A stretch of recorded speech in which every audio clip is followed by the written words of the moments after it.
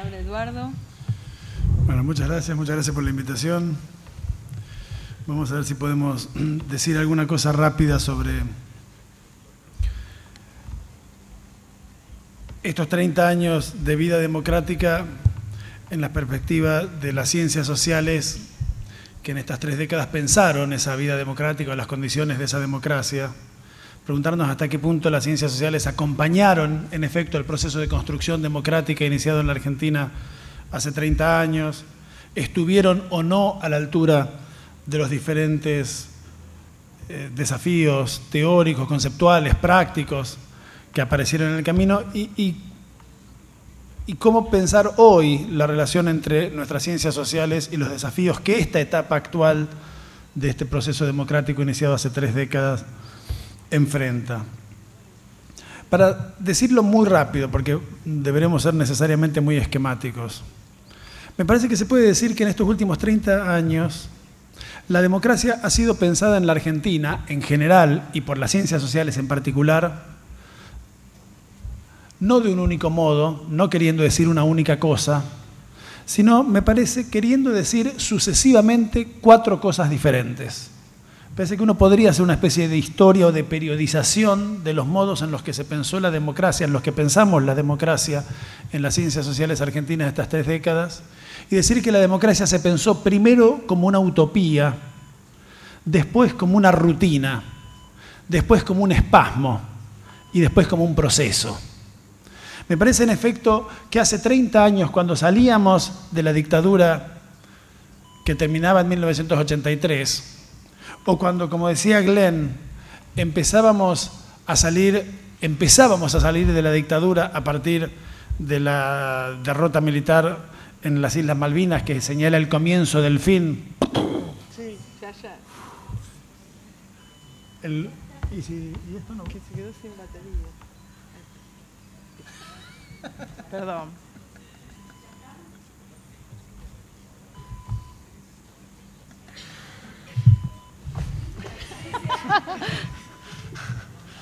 Bueno, me parece que hace 30 años, cuando empezábamos a imaginar que se clausuraba el ciclo de la dictadura militar y empezábamos a pensar en un horizonte diferente, la democracia se nos representaba como una utopía futura, como una utopía a construir. Ni en el 82, cuando todavía vivíamos bajo una dictadura, ni en el 83, ni en el 84, cuando empezamos a caminar este otro camino, nos imaginábamos a la democracia como una cosa ya realizada, ya conquistada.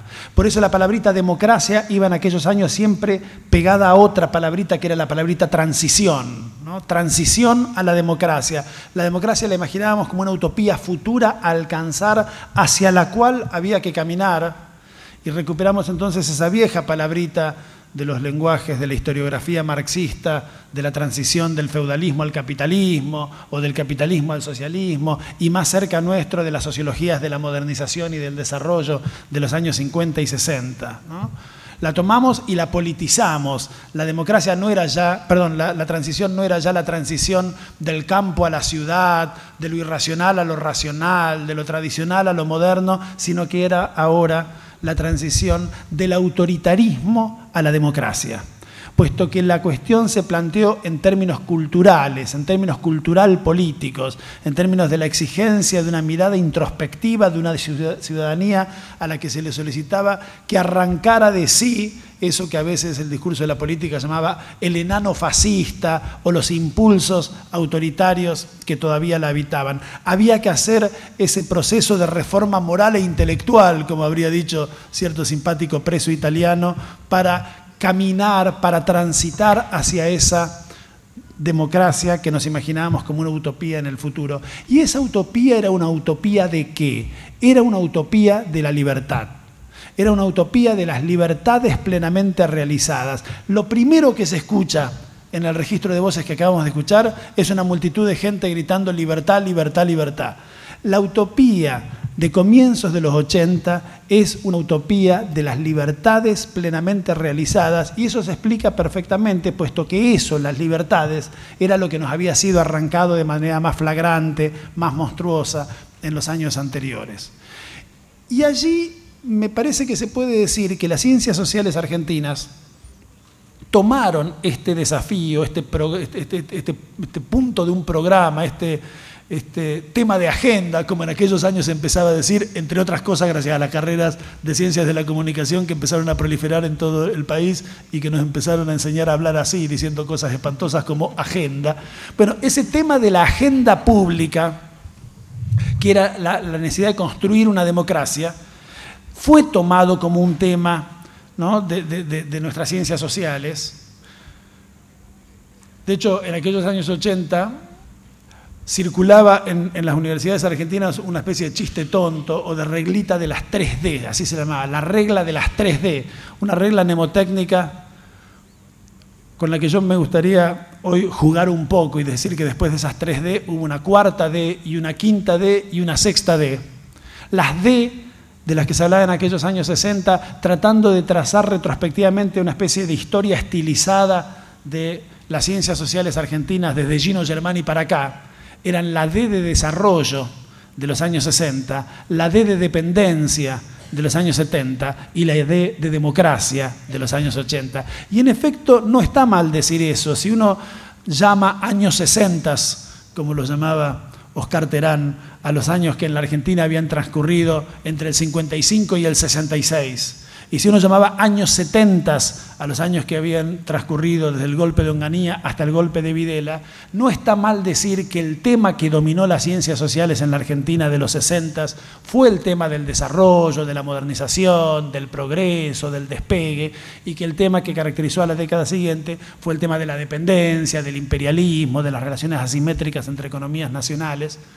Y no está mal decir que ambos temas fueron sepultados después de terminada la dictadura militar, no porque hayan sido superados en términos conceptuales las hipótesis que animaban esos paradigmas del desarrollo y la dependencia, sino porque otro era el tema que se ponía ahora en el centro de los debates públicos, y las ciencias sociales fueron atrás de ese tema de debate público a pensar el problema de la democracia.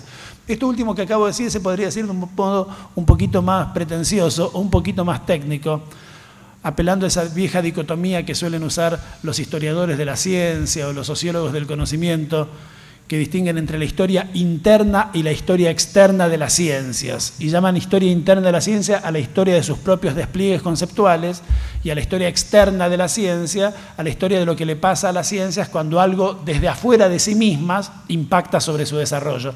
Pues bien, yo creo que el pasaje de la hegemonía conceptual de la temática del desarrollo en los 60 a la hegemonía conceptual de la temática de la dependencia en los 70 se deja explicar en términos de la historia interna de las ciencias sociales latinoamericanas. Fue pensando el problema del desarrollo que un buen día Fernando Enrique Cardoso y Enzo Faleto dijeron: che, ¿qué pasa acá que esto no parece funcionar? Y produjeron la hipótesis de la dependencia como un modo de responder bien las preguntas que la teoría del desarrollo permitía formular bien, pero respondía mal. En cambio, el pasaje de esas teorías a la teoría de la dependencia de los 80 no tiene que ver con que la teoría del desarrollo hubiera sido refutada. No tiene que ver con que la teoría de la dependencia se hubiera mostrado falsa. No tiene que ver con que la Argentina a la salida de la dictadura ya no hubiera sido un país subdesarrollado, ni mucho menos que hubiera sido ya no un país dependiente. Tiene que ver con que el tema de la agenda pública era otro. Y yo creo que nos debemos una reflexión crítica sobre esto, tratando de pensar críticamente aquellos años de la teoría de la democracia en nuestras universidades. Porque el problema no fue que debido a que no pensamos el problema del desarrollo y el problema de la dependencia, muy ocupados como estábamos por pensar el problema fundamental de la democracia, no tuvimos una buena teoría del desarrollo ni la dependencia. El problema es que por no pensar el desarrollo y la dependencia no tuvimos una buena teoría sobre la democracia. Tuvimos una teoría ingenua sobre la democracia. Empezamos a separar, y esa separación se fue profundizando en los años siguientes, y ahora voy a decir algo sobre eso, la dimensión político-institucional de los procesos, de las dimensiones sociales, económicas, estructurales. Empezamos a llamar politólogos a unos tipos rarísimos que se ocupaban de las instituciones y sociólogos a unos tipos rarísimos que se ocupaban de las estructuras sociales, y esos tipos ya no dialogaban entre sí y ninguno de ellos, por lo tanto, podía entender nada de nada. Yo creo creo que ese institucionalismo de nuestro pensamiento de los años 80 tuvo serios perjuicios para el desarrollo siguiente, futuro, de nuestras ciencias sociales. Pero como sea, quiero decir aquí esto que me importa mucho. En aquellos temas, en aquellos años, esa utopía democrática era una utopía de una sociedad donde nos imaginábamos que pudieran regir plenamente las libertades. El tema de los 80 fue el tema de la libertad.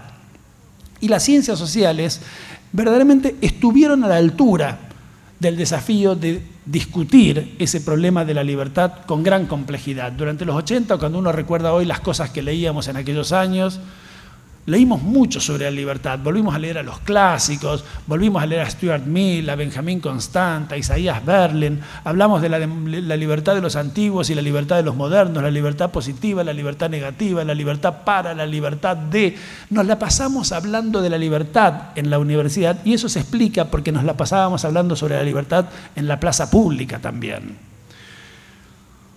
Y eso tenía otra consecuencia más que me gustaría apuntar como último elemento en la caracterización de nuestras ciencias sociales de aquellos años 80, que era un pensamiento con una escasa consideración hacia un problema que había sido fundamental en las ciencias sociales argentinas de décadas anteriores y que hoy tiene que volver a ser fundamental en las ciencias sociales argentinas de estos años que ahora corren, pero que no fue un tema al que le prestáramos mucha atención en aquellos años 80, que es el tema del Estado. El pensamiento político, el pensamiento sociológico, el pensamiento de nuestras ciencias sociales durante los años 80 no estuvo atento a la complejidad del problema del Estado porque básicamente con el Estado en los 80 no queríamos tener nada que ver. El pensamiento liberal de los 80, años en los que decíamos Estado y se nos venía encima el rostro de Videla, años en los que recién salíamos de una dictadura en la que el Estado se nos había manifestado en sus formas más inmediatamente represivas e inaceptables, eran años en los que no queríamos saber nada con el Estado. El Estado se nos aparecía en nuestras representaciones colectivas como un enemigo real o por lo menos potencial de nuestras libertades, y en aquellos años en los que queríamos conquistar la libertad creíamos, y hoy podemos decir, verosímil pero equivocadamente, que a la libertad había que rescatarla de las garras del Estado. La representación sobre el Estado que dominó nuestra cultura política en los años 80 fue la representación sobre el Estado que domina la película del cine argentino más visto de los años 80, que es la película Camila. Una película sobre la dictadura de Rosas que todos vimos como una película sobre la dictadura de Videla. Para que no cupiera ninguna duda, María Luisa Bemberg se ocupaba de que en la primera escena el mayordomo de Rosas metiera una docena de gatitos en una bolsa y hundiera la bolsa en el Río de la Plata. Bueno, con ese estado que la película de María Luisa Bemberg nos recordaba, no queríamos tener nada que ver y la academia no tuvo nada que ver en los 80 con una reflexión seria sobre el Estado y eso estuvo muy mal y fue muy grave. Fue muy grave porque cuando en la década siguiente al Estado se lo llevaron puesto, las ciencias sociales argentinas la vieron pasar. No fueron capaces de articular una palabra crítica, no dijeron nada interesante. Deberá venir alguna vez algún joven doctorando japonés debidamente financiado por la Mitsubishi Foundation o por la Toyota Corporation o por alguna fundación interesada en la producción de buenas tesis doctorales a escribir sobre la complicidad de las ciencias sociales argentinas con el proceso de destrucción de este país en la última década del siglo pasado. Por supuesto, uno dice estas barbaridades y enseguida a uno mismo le asalta la culpa porque conoce demasiadas excepciones a esto que acabo de decir como para que esta frase sea justa, pero estoy describiendo una tendencia general. En la última década del siglo pasado, las ciencias sociales vieron pasar el proceso de destrucción del Estado y del país, en el mejor de los casos, mirando hacia otro lado, en el peor, mirando lo que estaba pasando y naturalizándolo. A eso se lo llama desde Carlitos Marx para acá ideología, y eso fue lo que practicamos en las ciencias sociales argentinas del fin del siglo pasado. Pero la matriz de eso estaba en el olvido de algunos problemas fundamentales como el de la dependencia, como el del Estado, en los años primeros de la transición democrática. Esos años que llamamos 80, cuando uno lo piensa retrospectivamente, fueron pocos años. Hobsbawm habla de siglos largos y de siglos cortos. Cuando uno piensa en las décadas, en estas 3 décadas, uno debería poder decir que hubo décadas muy largas, como la menemista, que empezó en 1987 y terminó en diciembre del 2001, y décadas cortísimas como la alfonsinista, que duró 4 años, empezó en el 83 y terminó en el 87. La única década de verdad es la kirchnerista, que en efecto lleva 10 años exactos de gran unidad conceptual, digamos, donde uno puede encontrar inflexiones, matices, pero uno puede decir, estos 10 años tienen, ¿no? Ahora, los 10 años kirchneristas, los 10 años menemistas no fueron 10, sino que fueron bastante más. La década de los 80 no fue una década, sino que fue un puñado pequeño de años que me parece que van en efecto, si ustedes quieren decirlo así, desde las elecciones del 83 hasta la Semana Santa de 1987. Y uno podría extenderse un rato largo sobre esto, pero lo doy por más o menos sabido, ¿no? Me parece que allí en efecto se produce un punto de inflexión en el alfonsinismo, porque se produce un punto de inflexión en la verosimilitud y en la legitimidad de la palabra política del actor que organizaba la discursividad pública en esa década, que era el propio presidente de la República. Y después de eso, la democracia dejó de ser pensada como una utopía de libertades a alcanzar y empezó a ser pensada como algo que estaba presente con fuerza en el discurso alfonsinista, pero solo como una especie de subtexto que se fue volviendo más visible a medida que la idea utópica iba perdiendo lugar, que era como una rutina, como una costumbre. La costumbre de que no nos desaparecieran, la costumbre de que no nos torturaran y la costumbre de cada 2 años votar. Uno puede decir, no es poco. No es poco, sin duda. Era una rutina. Durante los años 90, de la mano del proceso de escisión de la dimensión política e institucional, ¿no?, de los votos, de la ciudadanía, etc., y la dimensión sociológica estructural de una pobreza que los sociólogos tenían que estudiar cada vez más porque era cada vez más grande, se produce una pérdida de interés en la discusión sobre la democracia, porque esa democracia adquiere una forma que parecía ya más o menos definitiva y resignada, que era la forma de una pura rutina institucional. En aquellos años se cristaliza esto que yo les decía a ustedes hace un rato, que me parece que fue muy fuerte en la academia, que es lo que podríamos llamar un poco humorísticamente una división social del trabajo intelectual, que dividía al mundo en esferas correspondientes a distintas disciplinas y que hacía que los especialistas en cada una de esas disciplinas no se metieran en la del vecino sin pedir muchos permisos. La metáfora casi grotesca de eso que ocurría en las aulas de nuestras universidades ocurría en la pantalla de la televisión los jueves a las noches en el programa político más visto de los años 90 en la Argentina, que era el programa del doctor Grondona, que yo no sé si ustedes recuerdan, pero tenía 3 grandes bloques. Un primer bloque que era donde se hablaba en serio, que duraba muchos minutos y que era donde hablaban los economistas. Hablaba Cavallo, hablaba Roberto Alemann, hablaba Broda, hablaban los economistas del establishment. Grondona se bajaba los anteojos y aprendía. Y lo que había allí era ciencia, era un discurso verdadero sobre una zona dura de la vida social, que era la zona de las determinaciones económicas. Después venía el corte comercial, vendían shampoo, yo qué sé, y después venía el segundo bloque, que era el bloque de los políticos. Allí Grondona se divertía como loco, porque traía siempre algunos sospechosos de corrupto o algún izquierdista más o menos pintoresco para reírse como loco de lo desprolijo que eran los políticos respecto a los economistas serios que habían estado en el bloque, ¿no?, de la primera hora de la noche. Y ya al final, después del último corte comercial, venía lo que Grondona mismo había bautizado como el bloque social, donde generalmente había algún curita más o menos lloroso que lloraba y lagrimeaba en cámara porque había pobres en la Argentina. Como si la existencia de esos pobres por los que lloraba el curita no tuviera nada que ver con las determinaciones económicas que habían explicado los economistas del bloque 1 y con la pusilanimidad, ¿no?, de la que habían hecho gala los políticos del bloque 2. Entonces, esa división del mundo en bloques, los economistas, los políticos, los curitas llorosos, reproducía el modo en que en las universidades también pensábamos el mundo. Los economistas hablando de economía y cada vez que iban a decir una palabra como democracia, mirando si había algún politólogo cerca diciendo permiso, ¿no? Bueno, ese tipo de cosas muy empobrecedoras de las ciencias sociales con las que tenemos, en efecto, que acabar si queremos pensar los problemas como los pensaron los teóricos que alguna vez dijeron algo interesante sobre algo en nuestras disciplinas. Por eso a mí me parece tan interesante, y voy ya rápidamente porque me doy cuenta que estoy hablando mucho,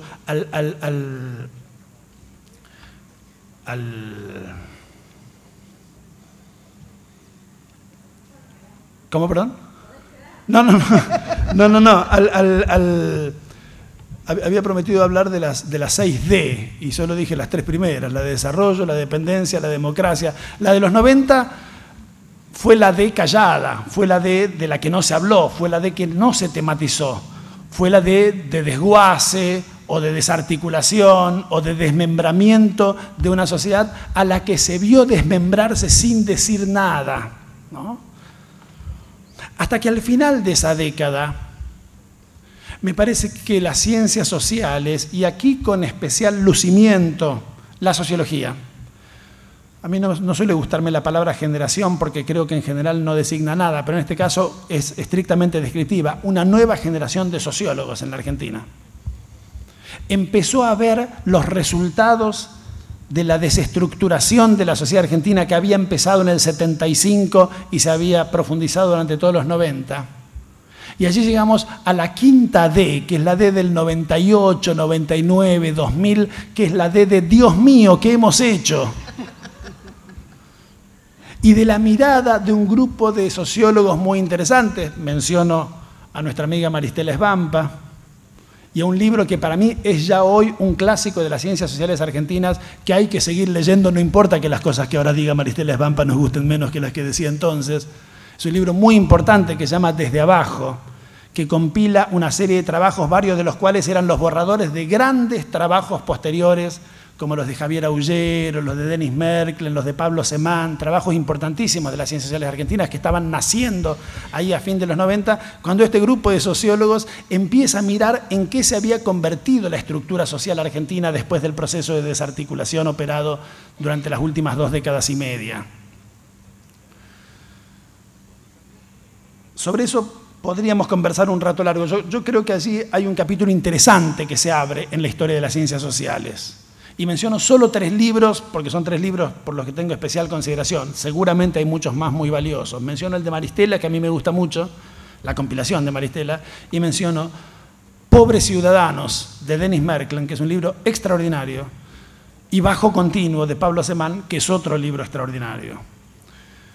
Pobres Ciudadanos es además un título extraordinario, posiblemente uno de los títulos más logrados de la historia de los títulos en la sociología argentina. Tiene la gracia evidente de que cada una de esas 2 palabras puede funcionar como sustantivo o como adjetivo de la otra, y supone en sí mismo una consideración crítica sobre esa división disciplinar que venía dominando nuestras ciencias sociales en los años anteriores, que imaginaba que los ciudadanos argentinos eran ciudadanos, ¿no? La politicología argentina, la ciencia política que estudiaba la ciudadanía, imaginaba ciudadanos, no ciudadanos pobres, ni ricos, ni gordos, ni flacos, ciudadanos abstractos, ciudadanos suecos o noruegos, como los del politólogo de Mario Weinfeld, que tiene la gran amabilidad de hacer escandinavo a ese politólogo, pero eso es un evidente chiste de Mario Weinfeld. El politólogo escandinavo de Mario Weinfeld no es escandinavo, es argentino y estudió en la UBA. Somos nosotros los politólogos escandinavos de Mario Weinfeld. Es una burla a la ciencia política que separa las determinaciones sociales de la ciudadanía para quedarse con una pura ciudadanía abstracta. Y del otro lado, una sociología que estudiaba pobres, haciendo de los pobres los puros objetos de su pobreza, los puros objetos de un conjunto de determinaciones estructurales que los habían mandado a la pobreza de la clase media de la que provenían, como si fueran pelotas que se caen por un tobogán, y no sujetos políticos, ciudadanos, que a partir de esa caída hacen cosas, cortan rutas, peticionan a las autoridades, se organizan, construyen comedores infantiles, crean nuevas organizaciones.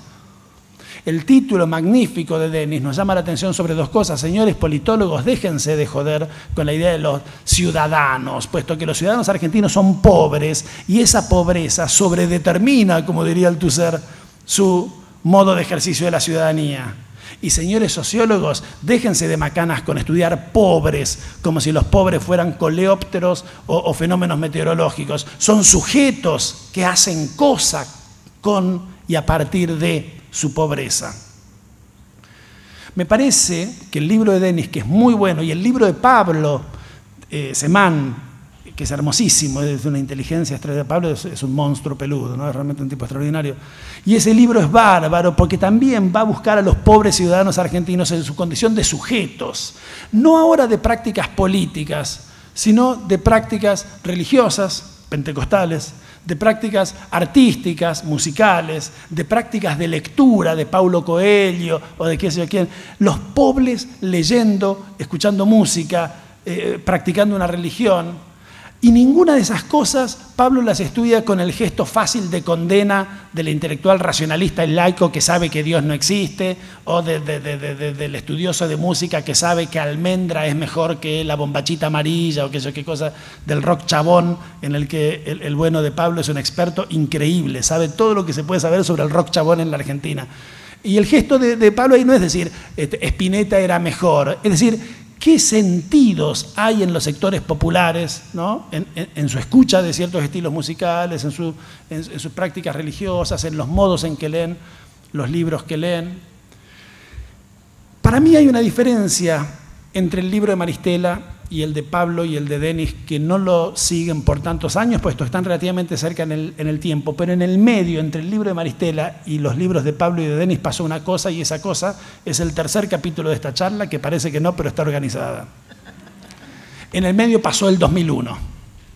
En el medio pasó el 2001. Hasta el 2001, un sociólogo podía mirar a los pobres argentinos o a los nuevos pobres argentinos como objetos de una caída a los que a lo sumo en una perspectiva sociológica hermenéutica podía ir a preguntarles: che, me interesa tu opinión, ¿qué onda tu caída? ¿Cómo interpretás vos tu haberte caído de la clase media? Eso es lo que hace el libro de Maristela y está muy bien. Ahora, después del 2001, cuando esos pobres mostraron que podían salir a la calle, tumbar un gobierno, actuar, ser sujetos de la historia, ya no se los interroga solamente como hermeneutas de su propia caída al fondo del tacho, se los interroga como actores políticos, sociales, culturales, y eso es lo que hacen Pablo y Denis, ¿no? Bueno, en el medio de esas dos tandas de libros, el 2001 representa, me parece, el tercer capítulo que había anunciado cuando dije que la democracia se había pensado primero como una utopía, segundo como una rutina, tercero como un espasmo. Me parece que en el 2001 aparece una idea de la democracia espasmódica, como una especie de intensidad acontecimental que dio lugar a dos tipos de interpretaciones contemporáneas a los hechos y posteriores a los hechos que están, hoy está claro, simétricamente mal.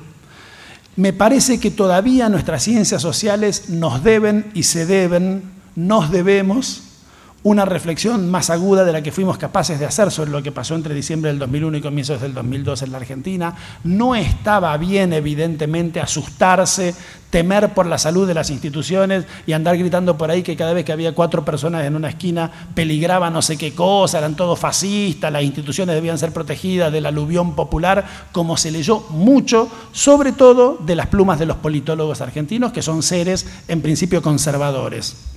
Pero también estaba mal andar suponiendo por ahí que porque 4 personas o muchas más se reunían en una esquina o llenaban una plaza o incluso tumbaban un gobierno, estábamos a punto de alcanzar el cielo del autonomismo socialista con la punta de los dedos, que se venía finalmente la redención de la sociedad, la eliminación de la politiquería burguesa y no sé cuántas cosas, que era una ingenuidad simétrica pero equivalentemente torpe a la ingenuidad conservadora de temer la movilización popular. Hoy, muchos años después, a lo mejor podemos empezar a pensar mejor el 2001. Hoy me mostraron, recién salido de Biblos, un libro de unos colegas, producto de un encuentro que organizaron hace 1 año y medio, 2 años, sí, 2 años, cuando fue justamente los 10 años del 2001, hicieron un coloquio, yo qué sé, y ahora lo sacaron en forma de libro, donde yo sospecho que puede haber el principio de alguna explicación que con un poco más de perspectiva histórica nos permita ver eso hoy un poco mejor. En todo caso, allí me parece que hubo otro modo de pensar la democracia que recuperaba algo del sueño participativista de los 80, pero ahora en medio de una cosa de mucha intensidad, ¿no? Y como más rupturista y como más de intervención frente a las instituciones y no ya de construcción de instituciones, que era con lo que era lo que pensábamos en los 80. Yo creo que hoy, y voy terminando, estamos ante una nueva etapa y esa etapa lleva 10 años, sin duda. Y me parece que cuando uno lo piensa un poco en estos últimos 10 años, a decir verdad, no hemos hablado mucho de la democracia, porque hemos reemplazado esa palabra en nuestros lenguajes colectivos, en nuestro lenguaje político, y aún, aunque esto último todavía insuficientemente en el de nuestras ciencias sociales, por otra palabra que tiene a la palabra democracia como raíz, pero que le da un firulete final, y que es la palabra democratización.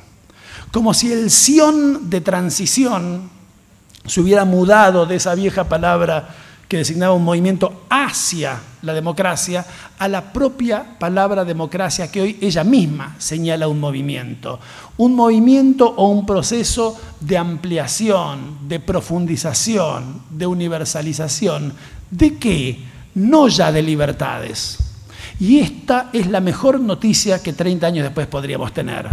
Hoy las libertades no están en el centro de nuestras obsesiones y de nuestras preocupaciones en la Argentina, porque rigen plenamente mucho más de lo que los sueños más optimistas que podíamos acunar en el 82 o en el 83 nos podían hacer imaginar que iban a regir. La vigencia de las libertades hoy en la Argentina no tiene parangón en la historia argentina ni en las imaginaciones argentinas. Nunca rigieron a tal punto las libertades liberales, ¿no?, que forman parte del canon básico, ¿no?, de preocupaciones de todo buen liberal, pero que en general los gobiernos que se han dado a sí mismos o a los que les podemos dar el calificativo de liberales nunca fueron capaces de conquistar. Tenía que ser un gobierno populista el que los conquistara. Ninguno de los gobiernos que se llamó a sí mismo, a los que nosotros podemos llamar liberal, se animó jamás en la historia argentina a eliminar la figura de las calumnias y las injurias del mapa de las posibilidades de censura estatal a la más irrestricta libertad de prensa que haya conocido este país. Fue un gobierno populista que no se llama a sí mismo liberal y hace mal, porque debería reconocer esa fuerte presencia de un componente del mejor liberalismo político dentro de su propia inspiración, y que sí se animó a tomar esa decisión. Ningún gobierno de los que se llamó a sí mismo liberal en la Argentina, ninguno de los diarios de los que se llaman a sí mismo liberal en la Argentina, promovió jamás mandar a la policía a mantener el orden en los actos públicos, pero mandarla desarmada. Y hoy los liberales argentinos piden a grito que se los arme, a ver si pueden volver a reprimir de una buena vez. Fue un gobierno populista que hace mal en no decir que es también el gobierno más liberal que haya tenido este país en su historia moderna, y esto lo digo a favor de este gobierno, el que lo pudo hacer. Me parece que en este contexto de plenísima vigencia de muchísimas más libertades que las que podíamos soñar jamás, el problema se desplaza de la cuestión de las libertades a la cuestión de los derechos. Y allí me parece que las ciencias sociales tienen un desafío. Pensar el problema de los derechos. Hoy en nuestro discurso público, en nuestro discurso político, en nuestro discurso cotidiano, la idea de los derechos aparece con mucha fuerza. Decía Glenn, pensar la comunicación como un derecho. Eso lo podemos hacer hoy, no se podía hacer en los años neoliberales. Pensar la educación como un derecho. Eso es extraordinario, es importantísimo y lo cambia todo, lo cambia todo. Debe cambiar mucho más de lo que lo está haciendo nuestras prácticas en las universidades. Si de verdad decimos que la educación superior, no ya la primaria, que hace tiempo que decimos que es un derecho, no ya la secundaria, que empezamos a entender que es un derecho, sino la universitaria, que todavía no nos cae la ficha de lo que quiere decir la declaración de la Conferencia Regional de Educación Superior de Cartagena de Indias del año 2008, que dice que la educación universitaria es un derecho humano fundamental. Si de verdad vamos a repetir esa frase, tenemos que cambiar todas nuestras prácticas de docencia. Tenemos que empezar a entender que no es un problema de los muchachos que se nos van de nuestras clases el irse, sino que es un crimen que nosotros cometemos. Tenemos que dejar de hablar de los déficits con los que los muchachos nos llegan, porque los muchachos que nos llegan no son deficitarios respecto a lo que deberían ser. Para el caso, nosotros somos deficitarios respecto a los profesores que deberíamos ser. Los muchachos que nos llegan, no llegan.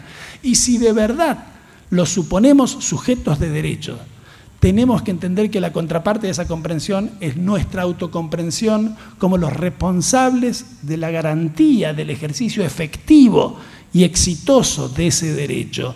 Cada pibe que se cae de nuestros cursos en la universidad es un crimen que nosotros cometemos. No podemos seguir echándole la culpa.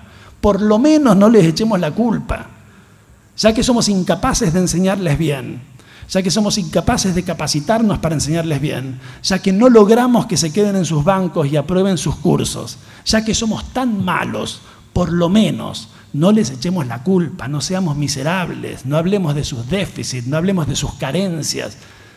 Preocupémonos un poco más por ser, en efecto, los garantes de esos derechos que tienen. Si de verdad estamos dispuestos a pensar los derechos en serio, eso cambia todo. Pensar la comunicación como un derecho lo cambia todo.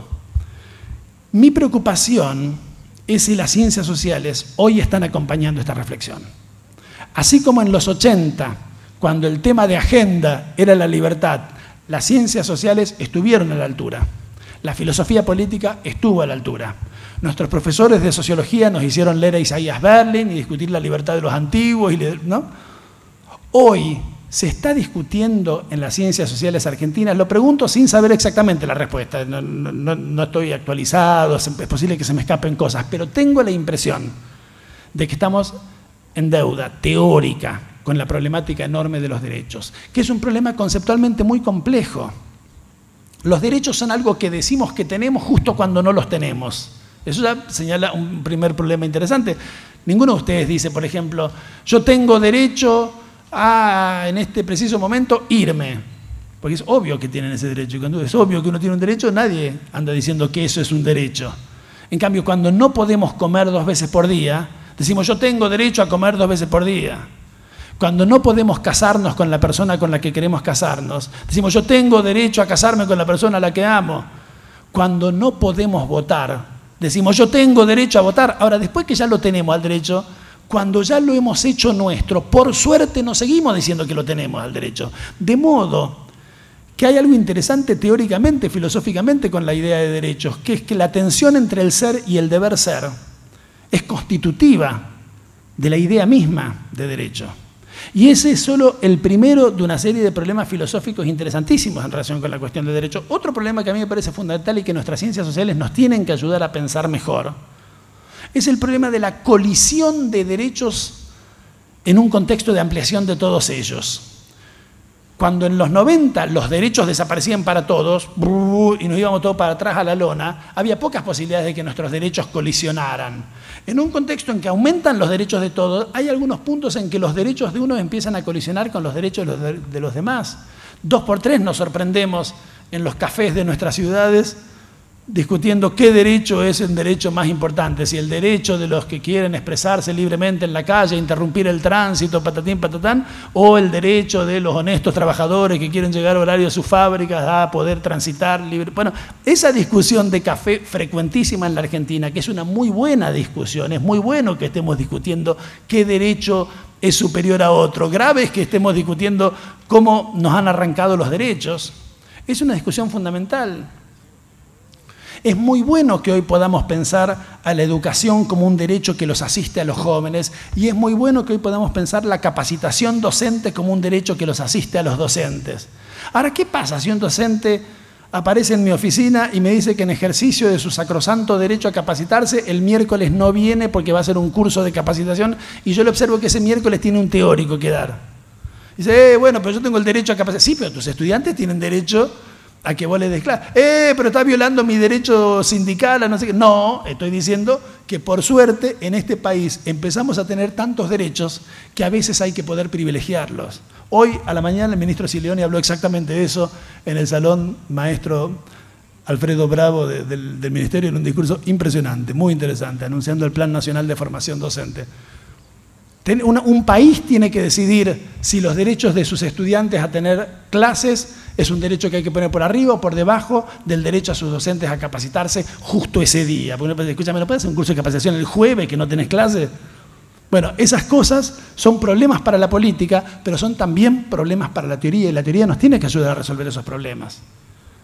Como nos tiene que ayudar la filosofía a pensar el problema de las colisiones, no ya entre los derechos de sujetos que están allí para dirimirlos en el campo de la política, sino de sujetos que a veces no están allí, sea porque ya no están allí, porque han muerto, pero a pesar de que han muerto y justo porque han muerto, tienen derechos sobre nosotros. Y de eso en la Argentina hemos discutido mucho en relación con los muertos políticos de décadas anteriores. El derecho a la memoria, a la verdad y a la justicia es un derecho que, entre otros sujetos, tiene a los muertos. Y como los muertos no se pueden defender, necesitan al Estado para que les garantice los derechos que los asisten.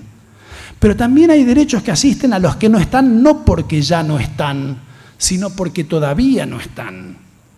La discusión sobre las formas menos cuidadosas de explotación de recursos primarios en la Argentina, que es una discusión importantísima que este gobierno no debe rehuir, es una discusión en torno a intereses, es una discusión en torno a la economía, pero también es una discusión en torno a los derechos de los trabajadores sanjuaninos o catamarqueños a cobrar los muy buenos salarios que las multinacionales mineras les pagan hoy, y al derecho de sus bisnietos que todavía no nacieron, pero que justo porque no nacieron son sujetos de derecho, que como ellos no están allí para defenderse, el Estado tiene que garantizarles de vivir en un planeta respirable. Ahí también tenemos una colisión entre derechos y es un problema fantástico para la filosofía, para la teoría política, para la teoría jurídica, que hoy ya hace de los que no están sujetos de derechos. Eso es muy interesante, ¿no? Porque uno hace rato ya que los filósofos especulan con estas cosas. Hoy los abogados empiezan a preguntarse por los derechos de los que todavía no están y de los que ya no están. ¿Y quién es el que les garantiza esos derechos? Bueno, ¿quién es el que se los garantiza? Respondo y voy terminando. El Estado. Y ese Estado que no pensamos en los 80, de los años de la teoría de la transición, pero que sí habíamos pensado en los 60 desarrollistas y en los 70 dependentistas, pienso en Guillermo O'Donnell y en tantísimos otros en la historia de las ciencias sociales argentinas, hoy tenemos que volver a pensarlo porque es fundamental. Hoy vamos entendiendo en la senda de la mejor tradición republicana, que es una palabra demasiado preciosa para regalársela sin dar una batalla a los enemigos del proceso de democratización en curso en la Argentina. Vamos entendiendo que tenemos derechos porque tenemos Estado, que hay derecho a la educación en la Argentina porque hay un Estado que paga salarios y que construye escuelas, que tenemos un derecho a la comunicación porque hay un Estado que se ocupa de garantizarlo, que tenemos un derecho a la jubilación porque los fondos previsionales por suerte están en manos del Estado y no de la timba financiera, que no hay en la Argentina un derecho a la salud porque todavía no hay suficiente Estado para garantizarlo y tenemos que exigir que haya más, porque no hay derecho a la salud en Argentina porque la salud está en la mano de los laboratorios privados, tiene que haber más Estado allí para garantizarlo. El Estado está del lado de los derechos, no en contra de los derechos, y eso lentamente lo vamos entendiendo en la Argentina. Pero al mismo tiempo que entendemos eso, no es necesario olvidar todo lo que de Carlitos para acá sabemos sobre el Estado, que sirve para reproducir, Carlitos Marx, sirve para reproducir y para legitimar relaciones sociales muy odiosas y muy injustas, que sirve para perpetuar relaciones de clase inaceptables, que es una máquina de violación serial de derechos humanos que el Estado argentino sigue violando hoy porque sigue torturando chicos en las comisarías, porque sigue torturando locos en los loqueros, porque sigue torturando enfermos en los hospitales. Eso lo hace el Estado argentino, cuyo reforzamiento, por otro lado, tenemos que reclamar para tener más derechos a la educación y a la vivienda y a la salud.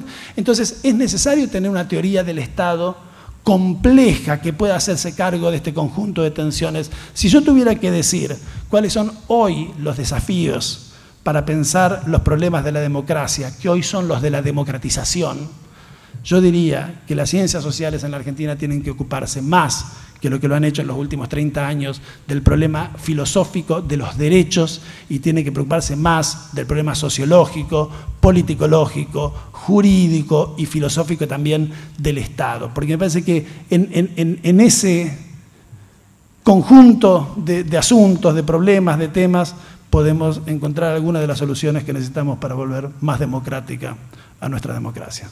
Bueno, muchas gracias.